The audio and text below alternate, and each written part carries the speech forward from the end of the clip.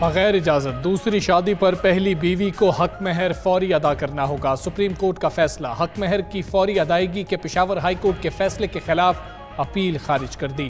فیصلے میں لکھا کہ مہر معجل ہو یا غیر معجل، دونوں صورتوں میں فوری واجب الادا ہوگا۔ دوسری شادی کے لیے پہلی بیوی یا ثالثی کونسل کی اجازت لازم ہے۔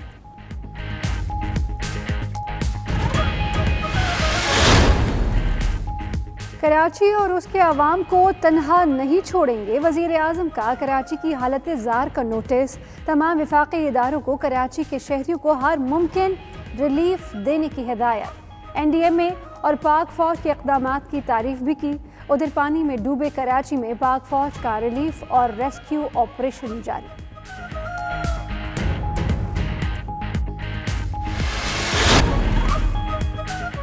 کمزور اور غربت کا شکار افراد کی ضروریات پوری کرنا اولین ترجیح ہے۔ وزیر اعظم کی اجلاس میں گفتگو بولے، کوشش ہے سبسڈی نظام کو مؤثر، شفاف اور ٹارگیٹڈ بنایا جائے۔ عمران خان سے برآمد کنندگان کے وفد کی ملاقات بھی ہوئی۔ وزیر اعظم نے کہا معیشت درست سمت میں گامزن ہے۔ وزیر اعظم سے ہاکی فیڈریشن کے وفد نے بھی ملاقات کی۔ فہمیدہ مرزا بھی موجود تھیں۔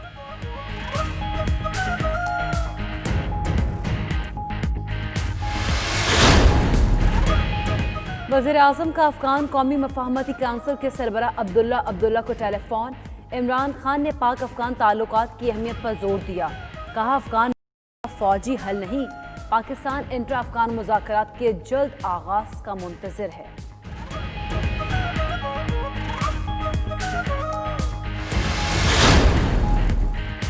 نواز شریف کو ہر حال میں گھسیٹ کر لانا حکومت کا ایجنڈا نہیں، وزیر قانون فروغ نسیم کی پروگرام نائٹ ایڈیشن میں گفتگو۔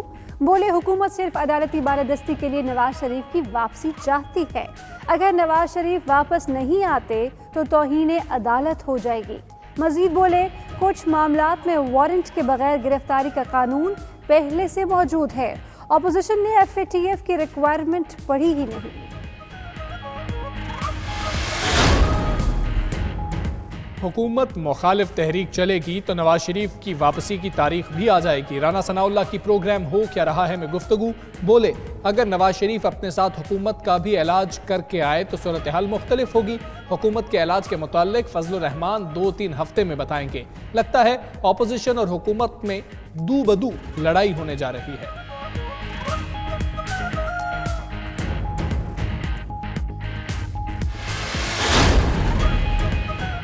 جماعت اسلامی کا 79واں یوم تاسیس۔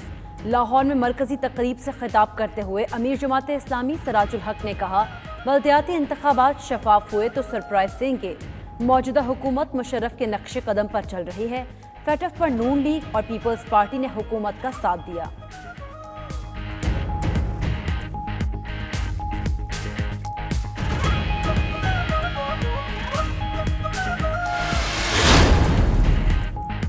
پاک پتن میں حضرت بابا فرید رحمۃ اللہ علیہ کے عرس کے انتظامات کے نام پر دربار کو جانے والے تمام راستے خاردار تار اور آہنی گیٹ لگا کر سیل۔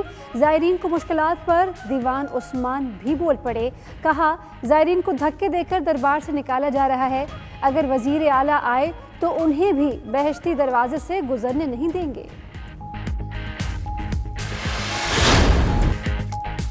آئی سی سی نے کرکٹ کی آل ٹائم رینکنگ جاری کر دی۔ عمران خان تیسرے نمبر پر موجود، سڈنی بارنز کی پہلی پوزیشن، بیٹنگ میں ڈان براڈمن سر فہرست، ظہیر عباس کا دوسرا، جاوید میانداد کا 7واں، محمد یوسف کا 15واں نمبر۔ آل راؤنڈر میں عمران خان 6ٹھی پوزیشن پر موجود، سر گیری سوبر سر فہرست ہیں۔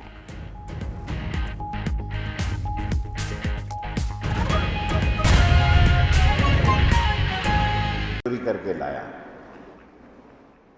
میں نے پاکستانیوں کو کہا کہ مجھے بیسٹ ہاسپٹل کا 14 سال تک اس ہاسپٹل میں کام بند رہا، جو 3 بلین کا کام تھا یا 2.8 بلین کا کام تھا، وہ اب 6 بلین میں ہو رہا ہے، کیونکہ 14 سال اس کی تعمیر بند رہی۔ راجہ بازار ہاسپٹل جو ہے وہ 1.25 ارب روپے سے نیا بنانے جا رہے ہیں، اور اس کی افتتاح بھی انشاءاللہ اسی مہینے ہم کر دیں گے کسی لمحے، کیونکہ ہاسپٹل اور تعلیم، جب میں ہولی فیملی ہاسپٹل کا بلاگ بنایا تو بڑی مشکلات تھی، لیکن اللہ نے مجھے ریلوے دی اور وہاں ان کا بڑا سامان پھنسا ہوا تھا، پہلے دن جا کر میں نے ریلیز کر دیا۔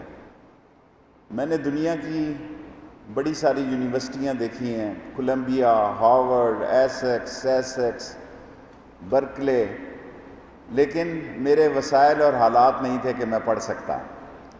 میں وہاں مزدوری کرتا تھا، کارپیٹ کا کام کرتا تھا، لیکن میں نے ان یونیورسٹیوں کو بہت قریب سے دیکھا ہے، اور آج اللہ کے فضل و کرم سے راولپنڈی میں یہ دوسری یونیورسٹی، اللہ نے پہلی یونیورسٹی بھی مجھ سے بنائی، اور وہ صرف 1 کروڑ روپے میں نے بنائی۔ اس یونیورسٹی پہ میں نے استعفیٰ دے دیا، کیونکہ اس وقت کے پیسے بہت کم تھے حسب معمول۔ انہوں نے کہا جی یہ اربوں روپے کی، $1 ملین کی پراپرٹی ہے، لیکن میں نے کہا اگر یہ یونیورسٹی نہیں بنتی تو میں جا رہا ہوں۔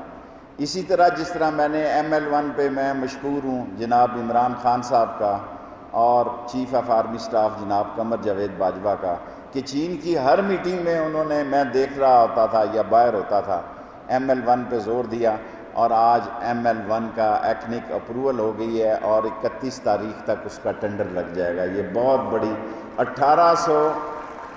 1886 کے بعد 150 سال بعد پاکستان کی پٹڑی بدلنے جا رہی ہے۔ 150 سال انگریز نے جو پٹڑی بنائی اس کو کسی نے ہاتھ نہیں لگایا، ہم نے فضول چیزوں کی طرف توجہ دی، اور ہم نے ان چیزوں پر توجہ نہیں دی جو وقت کی ضرورت تھی۔ میں انشاءاللہ تعالیٰ یہ سڑک بنانے کا بھی آرڈر کرتا ہوں کہ فوری طور پر یہ راشد شفیق صاحب کو کہوں گا کہ یہ تو بہت معمولی سا کام ہے، یہ تو کوئی اتنا بڑا کام نہیں ہے، اور 70 ارب روپے نالا لئی پر ہم خرچ کرنے جا رہے ہیں۔ 70 بلین روپیز جو 26 ارب روپے میں نے شروع کیا تھا، 14 سال 12 سال کے وقفے میں جو 26 ارب روپے کا پروجیکٹ تھا وہ 70 ارب روپے کا پروجیکٹ ہونے جا رہا ہے۔ BOT پہ ہم کرنے جا رہے ہیں انشاءاللہ تعالیٰ۔ میں بزدار صاحب کا مشکور ہوں، انہوں نے نالا لئی کو ٹاپ پرائرٹی دی ہے۔ اب میرا اور کوئی کام اس شہر میں، میرا خیال ہے ایک یونیورسٹی اور بنانے کو دل کرتا ہے اگر عالیہ بہن نے اجازت دے دی تو۔